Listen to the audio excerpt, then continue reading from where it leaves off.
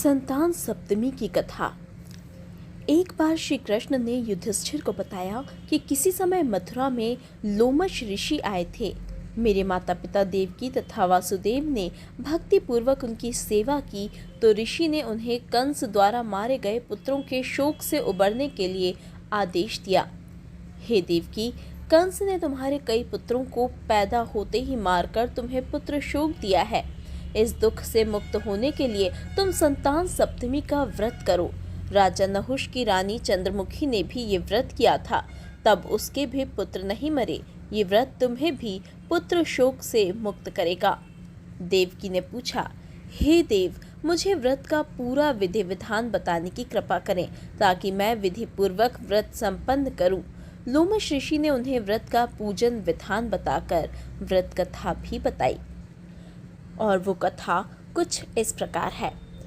नहुष अयोध्यापुरी का प्रतापी राजा था। उसकी पत्नी का नाम चंद्रमुखी था। उसके राज्य में ही विष्णुदत्त नामक एक ब्राह्मण रहता था। उसकी पत्नी का नाम रूपवती था। रानी चंद्रमुखी तथा रूपवती में परस्पर घनिष्ठ प्रेम था। एक दिन वे दोनों सरयू में स्नान करने गईं। वहां अन्य स्त्रियां भी स्नान कर रही थीं। उन स्त्रियों ने वहीं पार्वती शिव की प्रतिमा बनाकर विधि पूर्वक उनका पूजन किया। तब रानी चंद्रमुखी तथा रूपवती ने उन स्त्रियों से पूजन का नाम तथा विधि पूछी। उन स्त्रियों में से एक ने बताया, हमने पार्वती सहित शिव की पूजा की है। भगवान शिव का डोरा बांधकर हमने संकल्प किया है कि जब तक जीवित रहेंगी तब तक यह व्रत करती रहेंगी। यह मुक्ताभरण व्रत सुख तथा संतान देने वाला है। उस व्रत की बात सुनकर दोनों सखियों ने भी जीवन पर्यंत इस व्रत को करने का संकल्प करके शिवजी के नाम का डोरा बांध लिया, किंतु घर पहुंचने पर वे संकल्प को भूल गईं। फलतः मृत्यु के पश्चात रानी वानरी तथा ब्राह्मणी मुर्गी की योनि में पैदा हुई। कालांतर में दोनों पशु योनि छोड़कर पुनः मनुष्य योनि में आई। चंद्रमुखी मथुरा के राजा पृथ्वीनाथ की रानी बनी तथा रूपवती ने फिर एक ब्राह्मण के घर जन्म लिया। इस जन्म में रानी का नाम ईश्वरी तथा ब्राह्मणी का नाम भूषणा था। भूषणा का विवाह राजपुरोहित अग्निमुखी के साथ हुआ। इस जन्म में भी उन दोनों में बड़ा प्रेम हो गया। व्रत भूलने के कारण ही रानी इस जन्म में भी संतान सुख से वंचित रही। प्रौढ़ावस्था में उसने एक गूंगा तथा बहरा पुत्र जन्मा, मगर वो भी 9 वर्ष का होकर मर गया। भूषणा ने व्रत को याद रखा था, इसलिए उसके गर्भ से सुंदर तथा स्वस्थ 8 पुत्रों ने जन्म लिया। रानी ईश्वरी के पुत्र शोक की संवेदना के लिए एक दिन भूषणा उससे मिलने गई। उसे देखते ही रानी के मन में डाह पैदा हुई।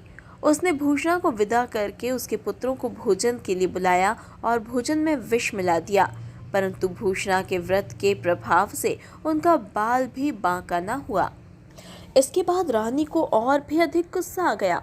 उसने अपने नौकरों को आज्ञा दी कि भूषणा के पुत्रों को पूजा के बहाने यमुना नदी के किनारे ले जाओ और गहरे जल में जाकर धकेल देना। किंतु भगवान शिव और माता पार्वती की कृपा से इस बार भी भूषणा के बालक व्रत के प्रभाव से बच गए। परिणाम स्वरूप रानी ने जल्लादों को बुलाया और उन्हें आज्ञा दी कि ब्राह्मण बालकों को वध स्थल पर ले जाकर मार डालो, किंतु जल्लादों द्वारा बहुत ज्यादा प्रयास करने पर भी वे बालक नहीं मर सके।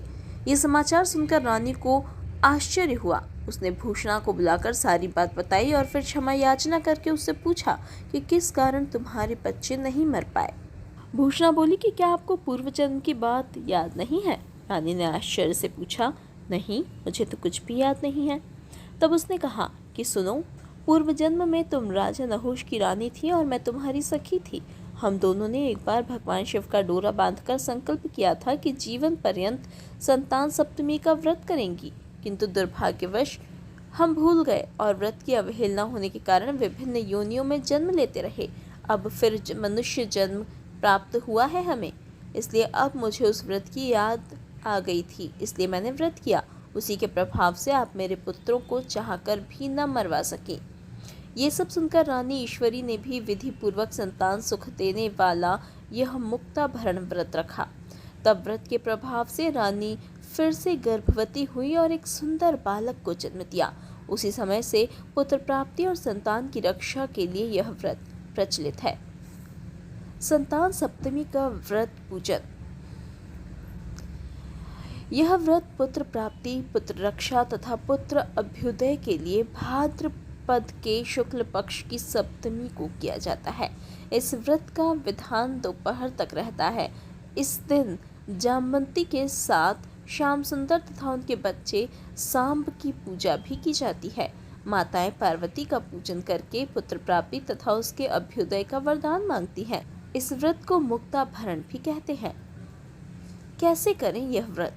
प्रातः स्नान आदि से निवृत्त होकर स्वच्छ वस्त्र पहने, दोपहर को चौक पूर कर चंदन, अक्षत, धूप, दीप, नैवेद्य, सुपारी तथा नारियल आदि से शिव पार्वती की पूजा करें। इस दिन नैवेद्य भोग के लिए खीर, पूरी तथा गुड़ के पुए रखें। रक्षा के लिए शिव जी को डोरा भी अर्पित करें। इस डोरे को शिव जी के वरदान के रूप में लेकर उसे धारण करके व्रत कथा सुने। बस इसी प्रकार आपका व्रत संपन्न हो जाएगा।